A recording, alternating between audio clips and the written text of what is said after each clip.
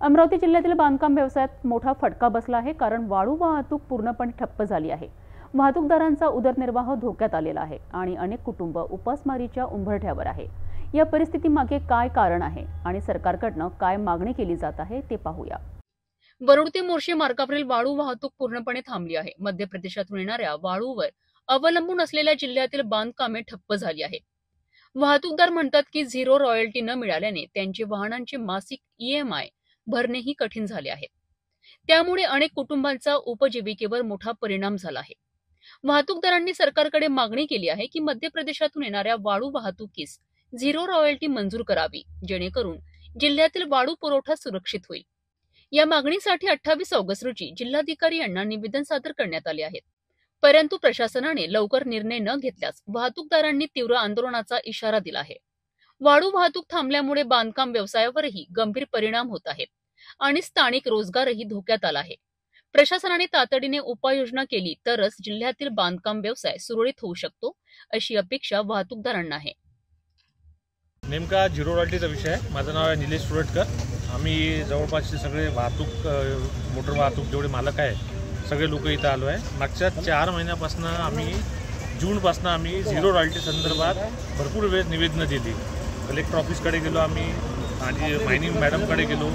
Zero royalty आम्हाला MP बॉर्डरवर जे आम्ही MPच्या माल घेऊन येतो त्यासाठी आम्हाला झिरो रॉयल्टी कंपल्सरी केलेली आहे। महाराष्ट्रात आम्हाला कुठल्याही प्रकारची वाळू वाहतूक करायची असेल तर त्याशिवाय आम्ही करू शकत नाही। यांनी झिरो रॉयल्टी इथनं बंद केलेली आहे आणि त्यांना विचारपूस केली आम्ही की झिरो रॉयल्टी का बरं बंद केली आहे, तर त्याचं व्यवस्थित त्यांनी काही असं रिझन नाही सांगितलं। आम्हाला वरून आदेश आहे, सध्या आम्ही झिरो रॉयल्टी देऊ शकत नाही एवढंच सांगितलं आहे आम्हाला। आणि झिरो रॉयल्टी न केल्यामुळे काही मोटर मालक असे आहे परस्पर आम्ही त्या झिरो रॉयल्टी व्यतिरिक्त पण आम्ही 2-4 वेळेस आम्ही वाहतूक करण्याचा प्रयत्न केला, तर आमच्या गाड्या पकडून आम्हाला जवळजवळ 4-4, 5-5 लाख रुपये दंड देण्यात आला। आज 2 महिने झाले आमच्या सर्व प्रकारे गाड्या उभ्या आहेत, त्यावर 1-1 लाख रुपयाचे इन्स्टॉलमेंट आहेत, ती भरणं आमच्याकडून होत नाही आहे। बरेच मोटर मालक इथे नवीन आहे, त्यांनी रोजगाराची संधी शोधून त्या व्यवसायात ते आलेले आहे, तर त्यांना दंड भरते वेळेस त्याचं स्वतःचं दागदागिने गहाण ठेवून दंड भरावा लागला। इथपर्यंत परिस्थिती खराब आहे। जर हीच परिस्थिती अजून समोर राहिली तर आम्हाला गाड्या चालवणं मुश्किल होऊन जाईल। कलेक्टर साहेबांना निवेदन दिलं तेव्हा त्यांनी सांगितलं की तुम्ही महसूल मंत्री साहेबांना भेटा। त्या अनुषंगाने आम्ही महसूल मंत्री साहेबांना भेटासाठी रविवारी गेलो होतो, पण तिथे आमची त्यांच्यासोबत भेट झाली नाही। जेवढे आमदार लोक आहेत, रविभाऊ राणा आहेत, राजेशभाऊ वानखेडे आहेत, प्रवीणभाऊ तायडे आहेत, या सगळ्यांना आम्ही निवेदन देऊन चुकलेलं आहे। आजही आम्ही मॅडमला निवेदन दिलं, कलेक्टर साहेबांना पण निवेदन दिलेलं आहे, पण तुर्तास आमच्या मागणीची पूर्णता झालेली नाही आहे। त्यामुळे तुमच्या माध्यमातून आम्हाला सगळ्यांच्याकडून एक निरोप द्यायचा आहे की झिरो रॉयल्टी आम्हाला लवकरात लवकर सुरू करून देण्यात यावी।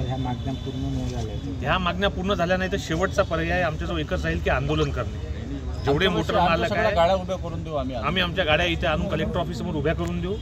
आमचे जेवढे पण मुलं बाळं असतील त्या सगळ्यांना आम्ही इथे येऊन आम्ही बसवून देऊ, कारण की जर आमच्या मागण्या पूर्ण झाल्या नाही तर उपजीविकेचं साधन म्हणून आमच्याजवळ दुसरा पर्याय काहीच नाही उरला आहे। अमरावतीत वाळू वाहतूक ठप्प झाल्यामुळे निर्माण झालेली गंभीर परिस्थिती पाहायला मिळते। वाहतूकदारांच्या मागण्या तातडीने पूर्ण होणे आवश्यक आहे, अन्यथा आंदोलनाचा मार्ग अवलंबावा लागेल।